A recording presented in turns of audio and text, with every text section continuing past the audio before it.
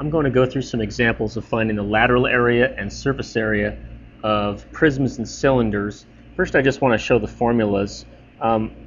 Lateral area is the area around the sides of a prism. It's given by the perimeter times the height. The surface area then is the lateral area, which is the perimeter times height plus the two bases, because there's a base on top and a base on the bottom. For a cylinder, you can think of that as a circular prism. So now the perimeter is a circumference, which is 2 pi r, so 2 pi r times height, and then because it's circles on top and bottom, the bases are circles, so your b is pi r squared, so the surface area of a cylinder, 2 pi r h plus 2 pi r squared. So prism, you have two parallel congruent polygons connected by parallelograms or rectangles, and then I'll show you some examples in a minute. And then cylinder, it's sort of like a can. You got a circle on top of a circle connected together. So here's some examples. All right, lateral area of a cylinder. We'll start with cylinders, then we'll do the prisms. So for a cylinder, it's 2 pi r(h). And so in this case over here, the radius is going to equal 5. So it's 2 times pi times 5 times 2, which is equal to 20 pi centimeters squared. That'd be the lateral area.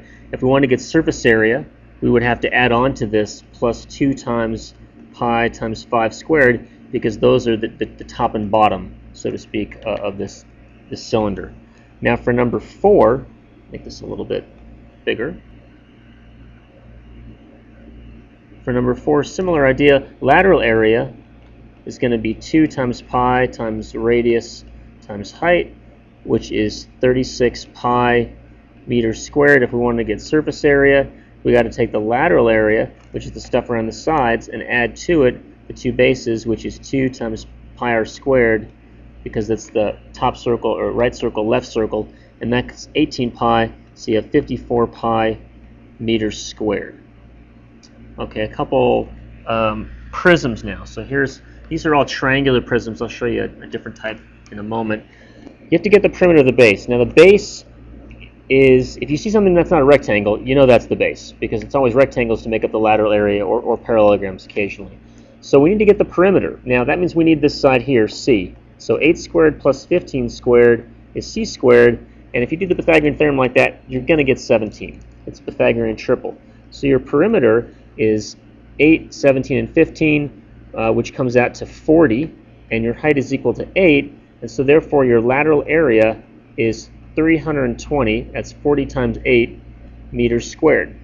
Now if we want to get the surface area, we need to find out what the base is. Now the bases are triangles, so it's half times base times height of the triangle, and those are right angles, so half times 8 times 15, and that's going to equal 60. And so the surface area then is 320 plus 2 times 60, because there's a base on top and bottom, so that's 120, and 320 is 440 meters squared. 440 meters squared. One more over here. Now again, the base is not this rectangle line on the ground. The base is the two triangles front and back. This is oriented a little differently than the last one. To get the perimeter of the base, you have to find that this third side over here. Again, Pythagorean theorem, 9 squared plus 12 squared is c squared, because it's a hypotenuse.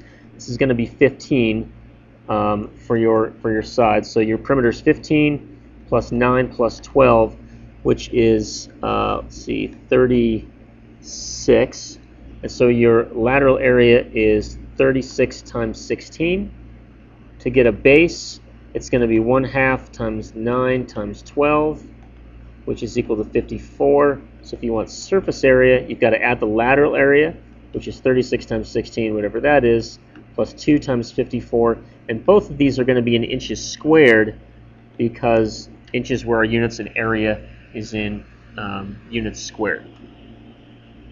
Okay, one more example of a prism. Now this particular one is not a triangular prism, it's a hexagonal prism. You need to know a lot of the stuff we did before with regular polygons. So first of all, this is a hexagonal prism. If you want to find the lateral area, you need to know the perimeter of the base. And so to find the perimeter of the base, you simply do 6 times 4, because there's 6 of these sides. So we have 24 as our perimeter of our base. And so the lateral area is going to be perimeter times height, where the height's 10. That's the distance between the two bases. So lateral area is 240 centimeters squared. To get the surface area, we have to find the bases, so let's do that right now. That's part C. So what I do is I draw in this right triangle. So that's going to be 2, because that's half of 4. Now, you have 360 over 12, which is 30 degrees, because there's 12 of these triangles inside the hexagon. So I know that that's 30 degrees. So it's a 30, 60, 90. So to go from the side opposite the 30 to the side opposite the 60, which is there, you multiply by a radical 3.